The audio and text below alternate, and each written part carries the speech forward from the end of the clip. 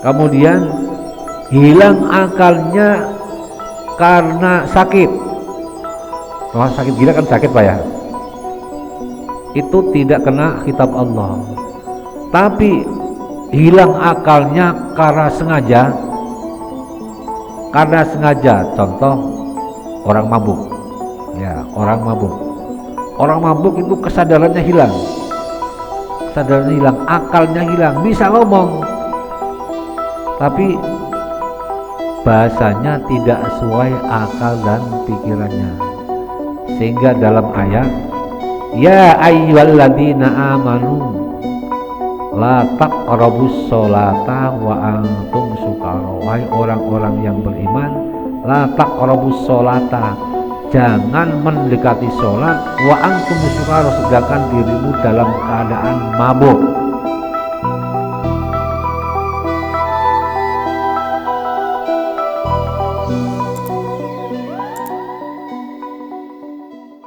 Assalamualaikum warahmatullahi wabarakatuh.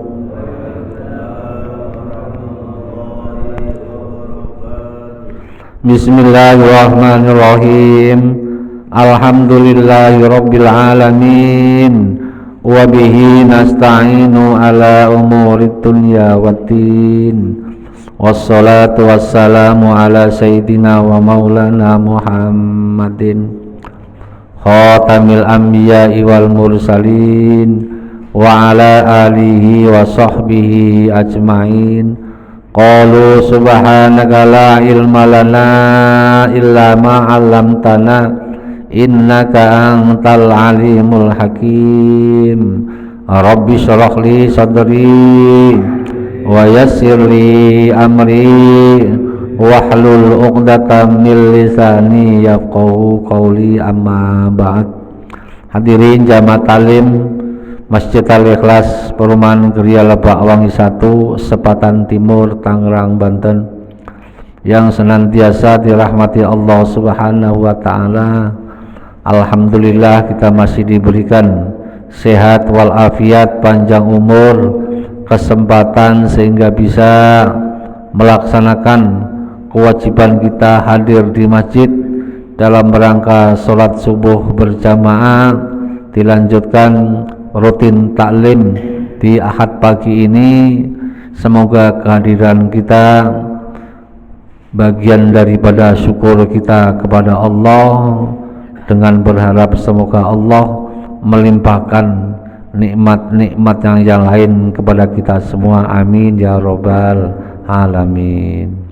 Salawat salam semoga tercurahkan kepada baginda Nabi Agung Nabi Muhammad sallallahu alaihi wasallam dengan bacaan Allahumma sholli ala sayyidina Muhammad wa ala ali sayyidina Muhammad.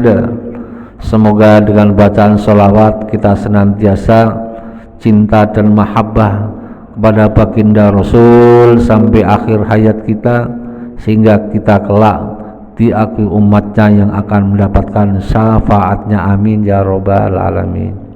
Hadirin jamaah talim, mari kita lanjut talim pagi ini dengan kajian ilmu fikih, yaitu dengan referensi kitab Fathul Qorib. Kemarin pembahasan minggu yang lalu, syarat wajibnya sholat ada 3 syarat wajib orang yang wajib mengerjakan sholat. Kemarin yang pertama al-Islam, orang Islam. Jadi yang wajib melaksanakan sholat adalah orang Islam, karena sholat sebagai rukun Islam. Yang kedua setelah syahadat, bahkan sholat sebagai tiang agama. Untuk itu bila agama kita kuat, kokohkan tiangnya, yaitu dengan menjaga sholat 5 waktu. Kemudian yang kedua, Qala al-muallif rahimahullahu ta'ala wa nafa'na bihi wa bi ulumihi wa bi barakatihi fid dharain amin. Wasani yang kedua al-bulughu baligh.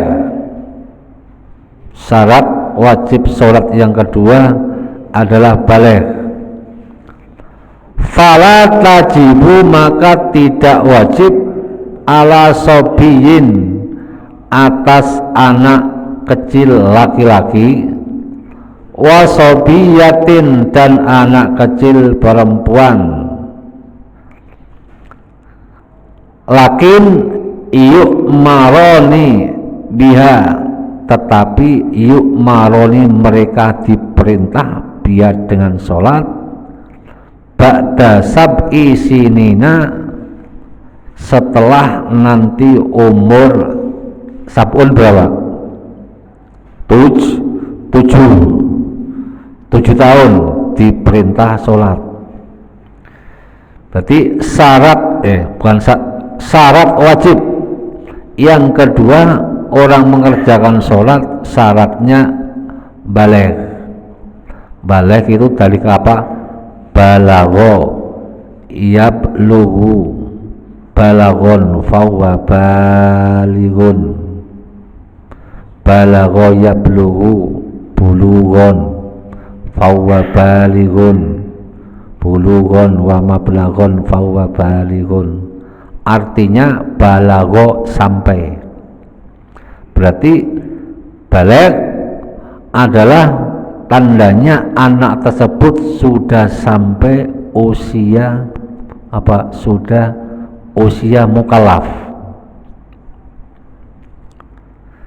Untuk mereka yang sudah baligh harus mengerjakan sholat.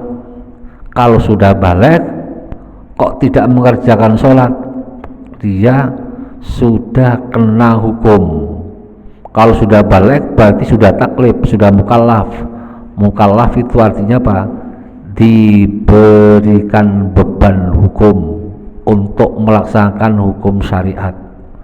Jika mereka sudah baligh berarti wajib mengerjakan sholat. Kalau sudah baligh kok nggak mengerjakan sholat, ya berarti nanti dianggap seperti apa? Orang belum baligh. Sudah dewasa kok belum baligh. Nah, tapi apabila anak-anak yang belum usia baligh, mereka tidak wajib mengerjakan sholat, tetapi untuk memberikan dedikasi agama, ibadah kepada mereka supaya terlatih, terbiasa. Nanti kalau sudah dewasa, yuk maroni, diperintah. Ajarkan anak kita, diperintah anak kita suruh mengerjakan sholat. Pak, susah diperintah sholat. Yaudah, suruh datang ke masjid, datang ke musola. Supaya apa? Karena kita sebagai orang tua nggak pernah mengajari, memberikan contoh. Ayo Le, sini tak ajarin sholat. Nggak bisa. Yaudah, lebih gampang suruh anak-anak kita ke masjid. Di masjid supaya sholat. Tapi untuk anak-anak kita disuruh ke masjid, mereka tidak sholat. Karena tujuannya mereka ke masjid bukan sholat, ketemu temen-temennya. Main tadi yang di lapangan belum selesai dilanjut di teras masjid, dilanjut di dalam masjid. Masalah yang belum selesai tadi, bercanda di luar, belum selesai, dibawa ke masjid. Akhirnya masjid jadi area bermain. Kalau areanya di waktu di luar sholat nggak jadi masalah. Ini ketika sholat. Nah, ini termasuk solusi. Mohon kepada bapak-bapak, ibu-ibu yang punya anak kecil, yang punya anak SD, anak yang menginjak baligh, bila mereka ke masjid titip pesan jaga ketertiban sholat. Nah, selama ini aduh susah setengah mati ya Pak ya, baik sholat apapun, sholat duhur, asar, ini bapak nggak ada. Bapak paling banyak satu baris. Kebanyakan anak mulai dari usolli ya, sebelum usolli di kamar mandi tempat wudhu sudah bercanda, di luar bercanda, rakaat awal sampai tahiyat ngobrol terus. Begitu imam assalamualaikum, dia tidak salam, langsung lari ya, langsung kata ya. Ini mohon pesan kepada bapak ibu-ibu yang di rumah yang anaknya sering ke masjid, mohon diingatkan dari ketua DKM, dari bapak yang lain, jamaah yang lain sudah sering mengingatkan, tapi kadang-kadang kalau orang tua diingatkan mestinya harus terima kasih. Kita mengingatkan kepada anak-anak itu berarti apa? Sekaligus memberikan didikan, memberikan ajaran, merubah sikap mereka agar apa? Latihan sholat yang tertib, latihan ibadah yang tertib. Kadang bapak yang tidak sabaran ya akhirnya Pak dijewer ya, digebuk ya. Kadang nggak disengaja anaknya nangis, lapor orang tua, jangan ditanggapi negatif ya, apabila ada bapak jamaah yang memberikan teguran baik secara secara verbal maupun sedikit lewat tangan atau lewat serban, lewat peci, pukul. Untuk ibu-ibu bapak jangan diambil negatif. Semoga itu memberikan bekas yang gampang diingat, yang mudah diingat, dan lupa dibuang ingatannya itu. Karena kita ingat Pak ya, kita ingat. Saya punya guru di kampung itu, sejak kecil, saya seusia, pokoknya usia si adiknya Raska ini segini nih, usia SD kelas 3, kelas 2, kelas 3. Emang kiainya galak. Kalau ada orang masuk ke musola ya, kemudian dia lihat masih bercanda, awas. Tapi saking takutnya, begitu lihat dari jauh, loh ada Pak Duo, namanya Bapak Haji Abdullah, namanya Ustaz Bapak Abdullah. Ada Pak Haji, langsung tidak berkata sepatah kata pun, yang sudah wudu langsung masuk di barisan, yang belum wudu cepat ambil air wudu. Itu zaman dulu. Zaman sekarang zamannya sudah beda Pak ya, zamannya sudah beda. Sekali lagi bahwa anak-anak kita kalau sudah usia 7 tahun diperintah untuk mengerjakan sholat. Setelah umur ba'da sab'i sinina in khasolat tamyizu, kalau anak tersebut in khasolah kalau sudah mencapai hasil tamyiz. Kadang ada baligh. Nah, usia baligh ini berapa? Usia baligh ini Imam Syafi'i memberikan definisi, memberikan batas minimal maksimal umur 15 tahun, baik laki maupun perempuan Kalau sudah umur 15 tahun berarti mereka sudah balik. Kalau mereka sudah balik 15 tahun itu berarti kelas berapa, Pak? SMP kelas berapa? 12 tahun. Sekarang 13 tahun baru lulus SD. 13 ditambah 3 tahun pas 15 SMP kelas SMP kelas 3. Berarti kalau kita punya anak sudah kelas 3 SMP kok belum sholat, kok belum sholat, bukan hanya diperintah tapi harus apa? Dipukul. Muru auladakum bis sholah, perintahkan dalam hadis Nabi, muru auladakum bis sholah, perintahkan anak-anak kalian untuk sholat. Idza balaghu sab'a sinina, jika mereka sudah umur 7 tahun. Maksudnya perintah ini apa? Kita harus rewel terhadap anak-anak kita tentang urusan sholat. Karena apa? Nanti kita akan ditanya di hadapan Allah Subhanahu wa taala. Wahai si fulan, pernah enggak kok anakmu sampai enggak pernah mengerjakan sholat? Pernah enggak engkau perintah ketika mereka setelah balik, sebelum balik sudah kau perintah enggak? Baik diperintah secara langsung maupun tidak diperintah secara langsung. Tidak diperintah secara langsung gimana? Yaudah, anak mau lulus SD langsung taruh di pondok. Nah ini taubahnya mereka mendidik anaknya, mereka nggak nyuruh sholat tapi taruh di pondok. Nah di pondok diduduk sholat.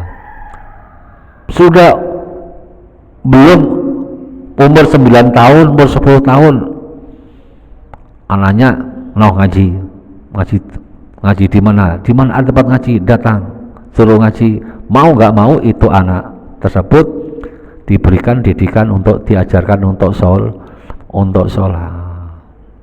Wadribuhum idza balahu asyara sinina, kalau mereka sudah umur 10 tahun ini suruh apa?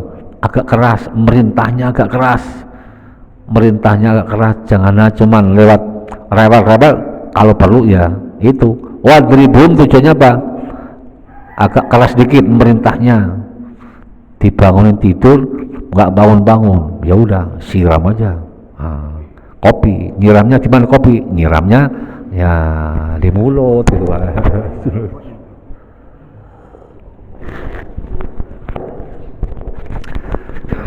Jadi anak waktunya sholat dibangunin nggak bangun, sudah umur 10 tahun lewat, ya udah agak keras dikit ya pura-pura ngambil ke kamar mandi, ambil gayung, pakai. Walaupun tidak disiram, menakut-nakuti, membiasakan gitu Pak ya. Wa farriqu bainahum fil madaji'i. Wa farriqu, pisahkan mereka bainahum di antara mereka fil madaji'i, kalau berada di tempat tidur. Kalau kita punya anak cewek cowok, mereka usianya sudah sudah menginjak balik, jangan dibiasakan mereka tidur bareng, dipisah. Wa farriqu bainahum fil madajin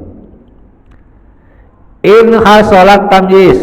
Nah itu berarti apa? Biasanya orang yang sudah balik itu alamatul buluk. Nah ini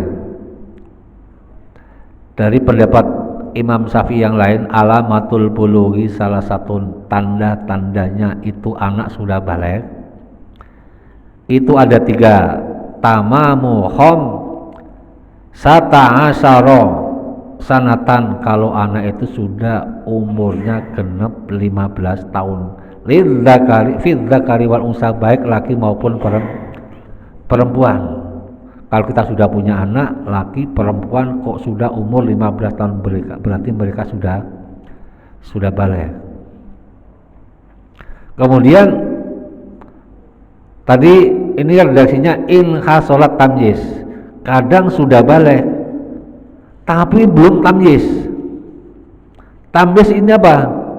Bisa membedakan yang benar dan yang salah. Paham kalau diperintah, ngerti kalau dibilangin. Kadang ada orang anak umur 15 tahun ini kan sudah balik, tapi tamyiznya tidak ada. Seperti orang idiot ya dia, seperti orang idiot. Bahkan apa? Sudah 20 tahun mereka kan sudah balik.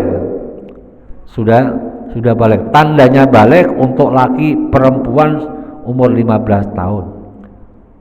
Kemudian kalau umpamanya tandanya lagi mereka baik laki maupun perempuan sudah pernah mimpi basah. Sudah pernah mimpi basah. Mimpi basah itu apa? Mandi Pak? Bukan. Mimpi basah itu mimpi keluar hubungan suami istri. Mimpi hubungan suami istri, baik lewat mimpi maupun sekarang zaman semakin terkini, lihat tapi banyak film porno, jadi anak-anak sering melihat konten-konten seperti itu sehingga melamun, membayangkan, lama-lama kecanduan, akhirnya benar, itu tandanya balik, baik laki maupun perempuan. Wal ikhtilamu lidzakari wal unsa wal haidu litis isinina lil unsa, untuk anak perempuan yang sudah usia walaupun belum 15 tahun, minimal sudah usia 9 tahun mereka haid, itu berarti tandanya sudah balik. Tandanya sudah balik. Ini Imam Syafi'i memberikan dogma seperti ini berdasarkan penelitian. Dalil namanya dalil istiqra'. Itu penelitian secara langsung di lapangan. Anak perempuan biasanya yang paling cepat zaman itu usia berapa tahun? 9 tahun sudah haid. Oh berarti sudah balik. Tapi sekarang ada anak perempuan yang usianya di bawah 9 tahun, atau 8 tahun. 8 tahun ini berarti SD kelas berapa Pak? Kelas 2, kelas 3 sudah M. Anak SD baru kelas 2 sudah M. Ini kalau Imam Syafi'i ini perlu apa? Itu zaman dulu seperti itu, tapi sekarang zaman semakin canggih, kondisi beda. Walaupun itu baru kelas 2 SD, kalau kok sudah M, itu berarti sudah balik. Karena apa? Yaitu karena apa? Mungkin berbagai macam penelitian, mungkin itu anak bongsor, pertumbuhannya cepat, badannya cepat gede, kelas SD kelas 2 udah seperti anak SMP, ya pantas. Kemudian kelas 2 pubertasnya sudah tumbuh, yaitu karena apa? Karena sering lihat konten-konten pornografi. Mungkin karena apa? Karena genetiknya. Kita baca di cerita-cerita, bahkan di daerah-daerah yang apa, yang agamanya tidak begitu dipentingkan, seperti di Korea, di Cina, itu anak di bawah umur 7 tahun, 8 tahun sudah mayoritas, bahkan ditemukan 50%. Orang Jepang 50% mereka apa? Di alammu itu anak perempuan umur 8 tahun, 9 tahun itu mereka sudah menstruasi. Karena apa? Ya karena kondisinya seperti itu. Wal haidu litis isinina. Kemudian termasuk tandanya balik itu hamil. Umpamanya ini anak belum 9 tahun enggak haid kok tiba-tiba hamil, berarti ini tandanya anak sudah balik.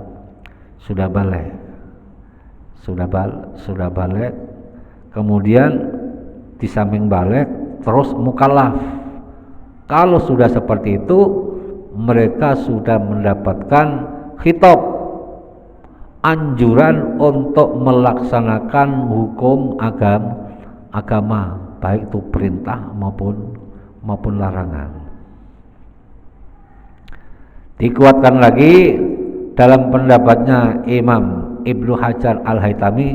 Ibnu Hajar Al-Haytami ini seorang ulama ahli fikih, karena Ibnu Hajar ini ada dua, Al-Haytami itu ulama fikih, kalau Al-Asqalani ulama ahli hadis.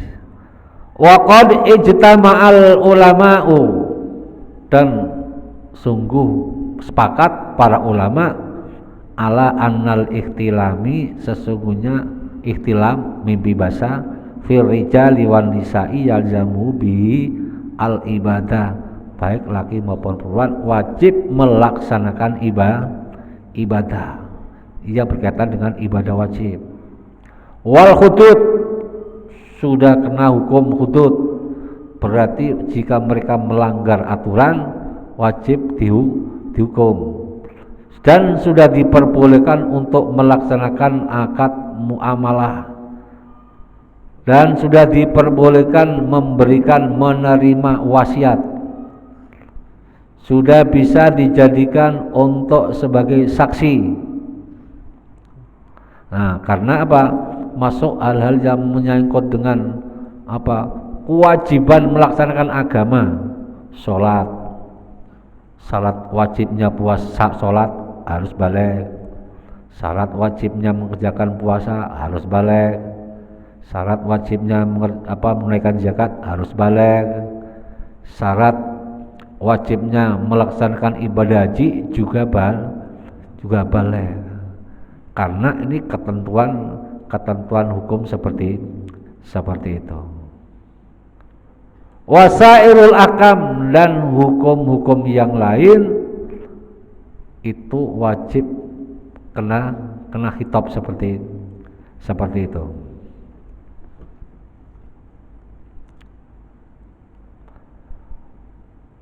Wa illa fa ba'da tamyizi, wa illa ai illam hasolat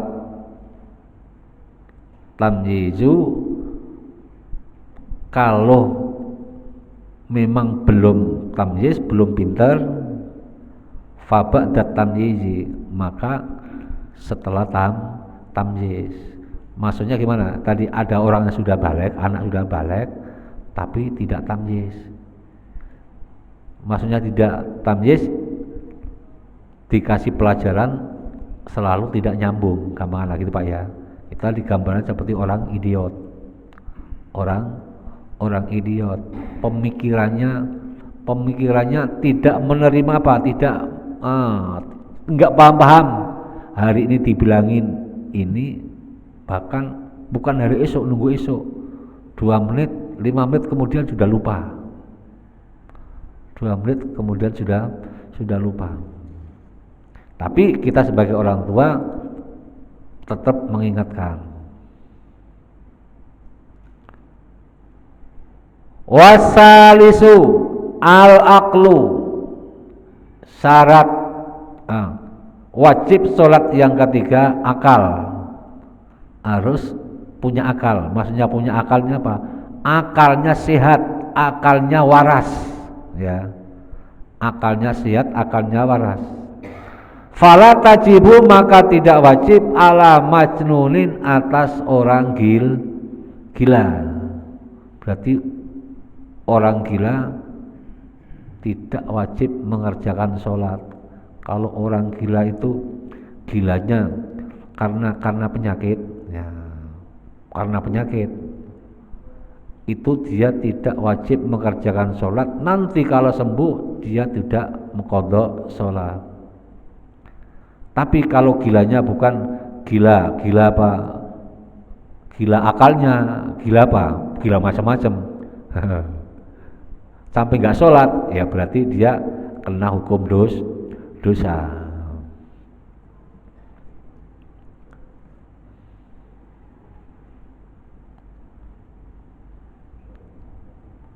Fala tajibu ala majnunin, maka tidak wajib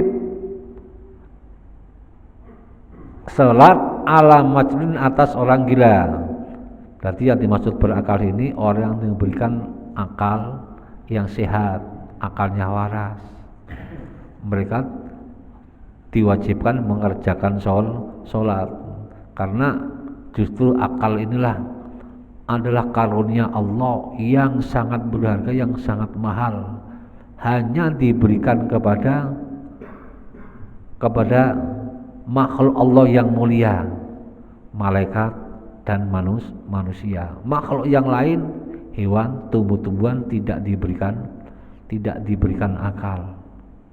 Untuk itu afala taskurun, wahai manusia, kita semua diberikan karunia oleh Allah berupa akal.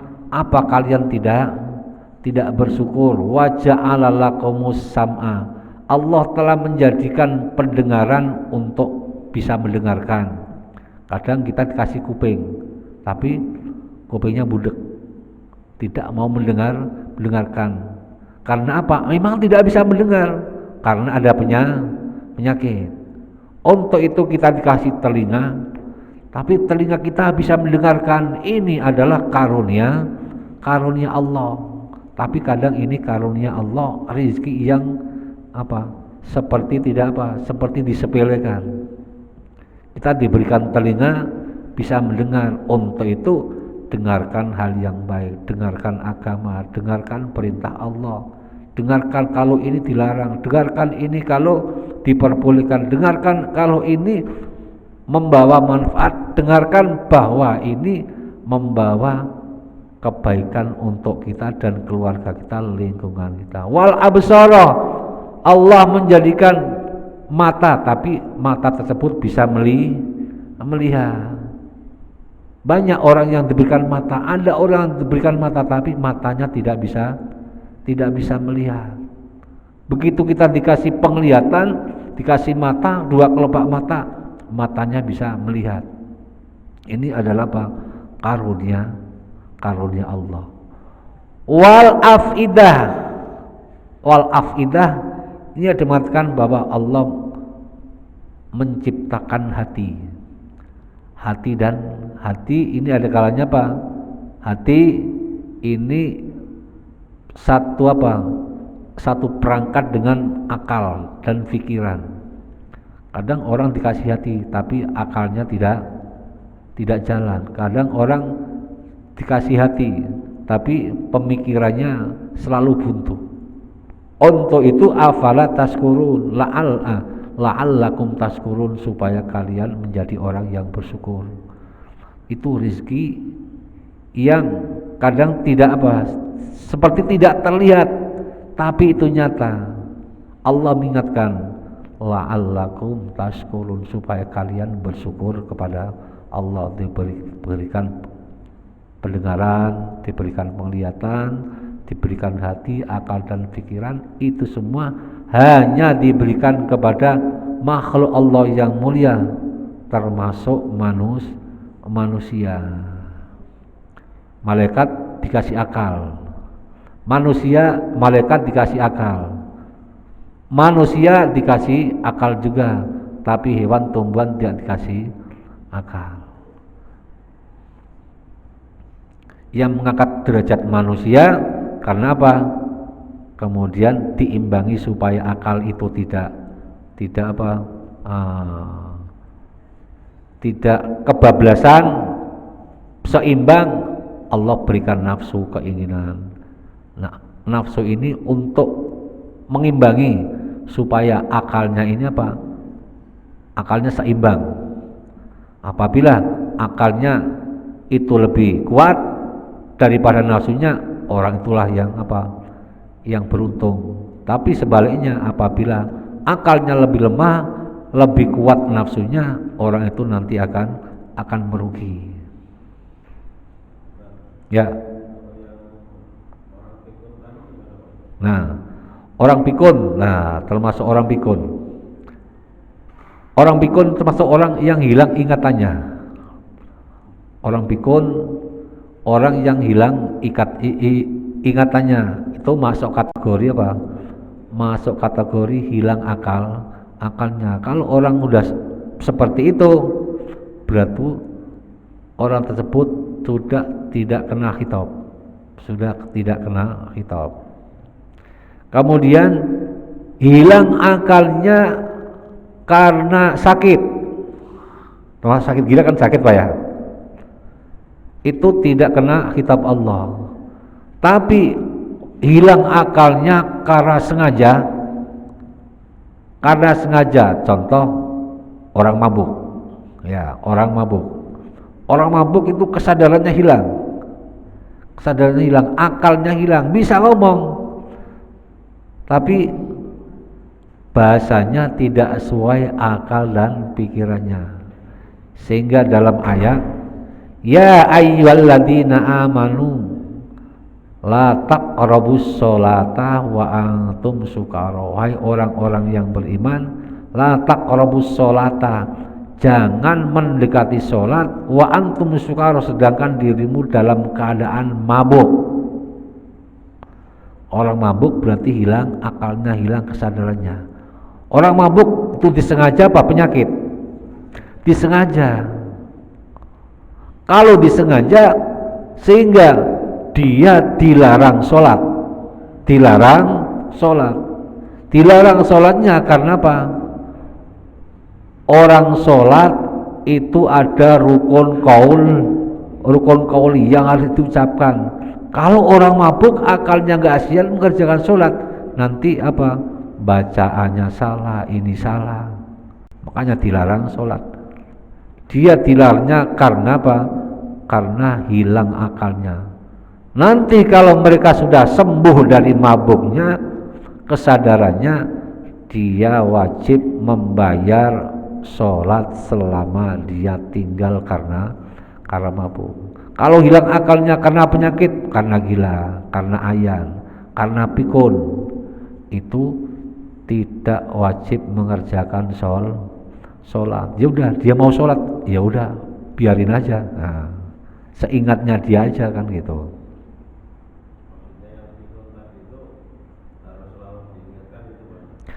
Orang pikun tetap diingatkan. Karena apa? Orang pikun itu taubannya seperti anak kecil. Al-yauma nunakkishu fil khalq.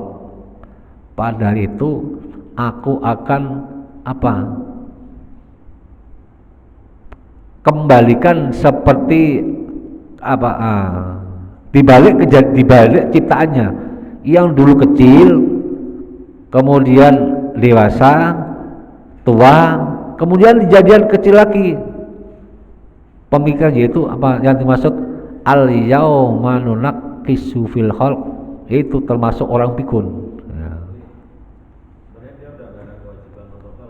Sudah agak ada kewajiban untuk sholat. Kalau dia lagi pikun loh, tapi orang pikun kan tidak selamanya pikun. Hari ini dia sembuh, ingatannya normal. Tapi kalau sering pikunnya, berarti orang tersebut sudah tidak kena khitab.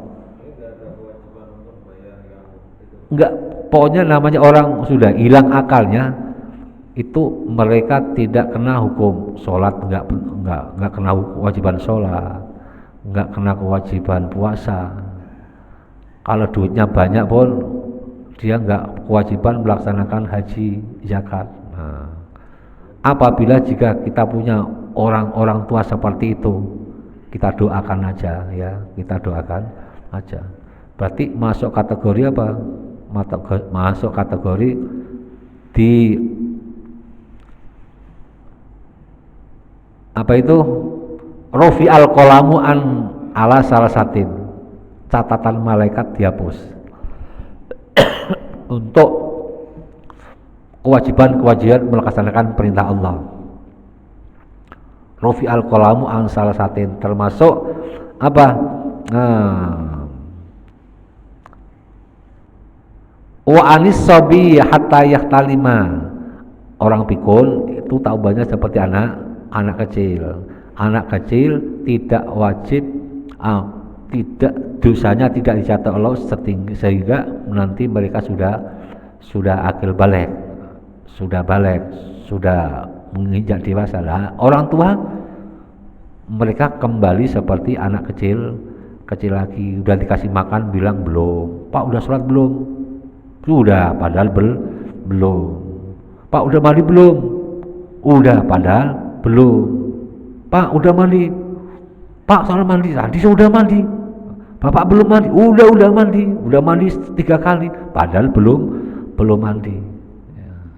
Mungkin kadang-kadang kita menemukan tetangga orang tua kita seperti itu, pengennya marah-marah terus, sudah makan dibilang belum makan, ya dikasih duit kita aja belum. Nah, itu kita sebagai anak ya harus, ya mungkin ini cobaan kita, orang tua kita dicoba seperti itu, anak yang diikutin orang tua seperti itu bagian daripada cobaan dari Allah Subhanahu wa ta'ala. Tapi tetap diingatkan, tahu banyak kita merintah anak kecil, Pak sholat gitu, puasa.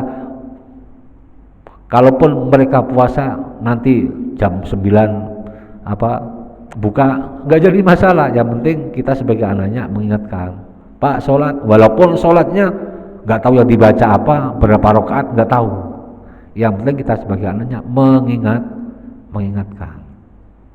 Ada pertanyaan lagi? Itu aja ya.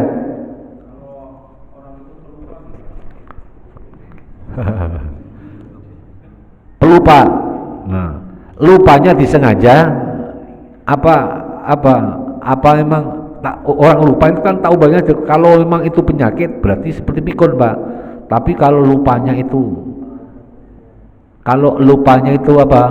lupanya karena disengaja, itu berarti apa? Tidak, orang tersebut tidak ada keringanan hukum. Kecuali apa? Lupanya contoh umpamanya, tiba-tiba tadi saya lupa belum sholat. Kalau benar-benar lupanya benar-benar lupa, nah itu apa? Dimaklum,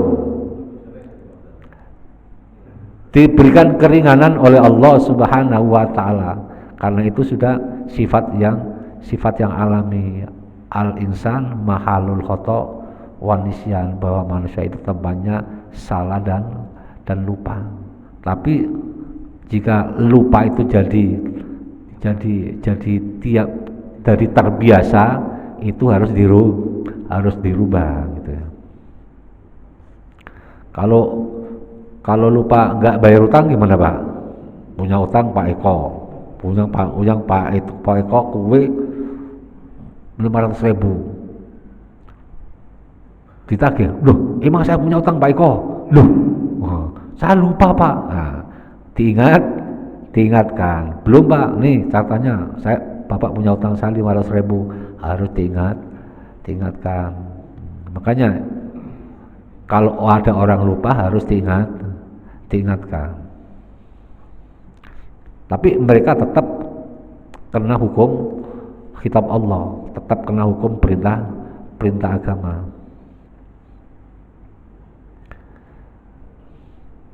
Cukup pertanyaannya. Udah Pak Eko ya? Cukup ya?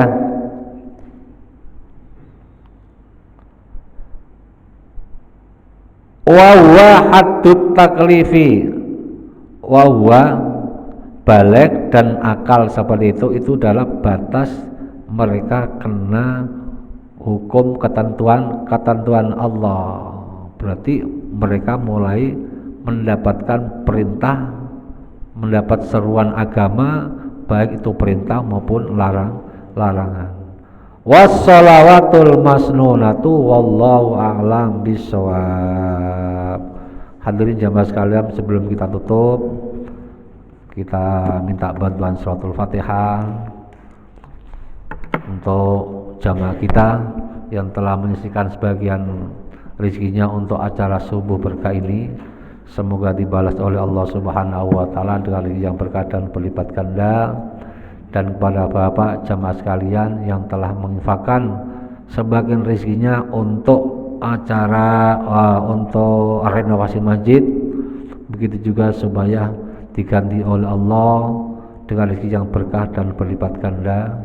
Dan minta bantuan suratul Fatihah pula kepada jamaah kita yang saat ini diberikan cobaan oleh Allah, lagi sakit, tidak bisa bergabung baik taklim maupun jamaah.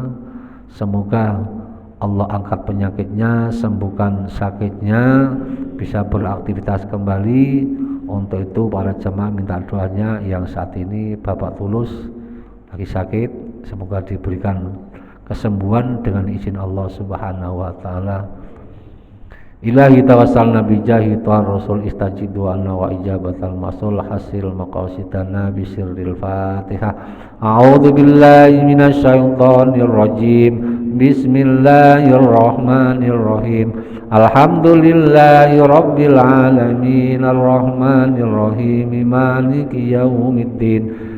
Iyyaka na'budu wa iyyaka nasta'in ihdinas siratal mustaqim siratal ladzina an'amta 'alaihim ghairil maghdubi 'alaihim waladdallin. Amin.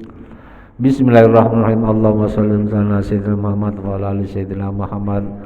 Ya Fatahu ya Alim iftah lana fatan qariba wa alimna ilman nafi'a. Allahumma alimna ma 'allamtana alimna ma yanfa'una alimna ma la yanfa'una innaka ta'lamu wa la na'lamu wa anta 'allamul ghuyub.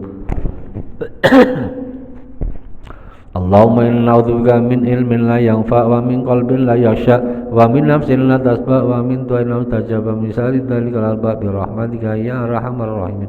Allahumma jalla auladana wa talamidana wa ahli baitina wa man hadhara fi hadhihi jama'a min ahli ilmi wa ahli iman wa li taqwa wa ahli ibadah wa ahli Qur'an wa ahli rizqi wa ahli du'a wa ahli khair wa la tajalna wa iyyahum min ahli syarri wad dhair innaka ala kulli syai'in qadir. Rabbana atina fid dunya hasanah wa fil akhirati hasanah wa qina adzabannar. Wa sallallahu ala sayyidina Muhammad wa ala alihi wa sahbihi wa sallam. Subhanaka rabbika rabbil izzati amma yasifun wa salamun alal mursalin walhamdulillahi rabbil alamin. Al-Fatihah. A'udzu billahi minasy syaithanir rajim. Bismillahirrahmanirrahim. Alhamdulillahi rabbil alamin arrahmanir rahim maliki yaumiddin. Iyyaka na'budu wa iyyaka nasta'in ihdinas siratal mustaqim siratal ladzina an'amta 'alaihim ghairil maghdubi 'alaihim waladdallin. Amin. Kurang lebihnya mohon maaf. Billahi taufiq wal hidayah. Wassalamualaikum warahmatullahi wabarakatuh.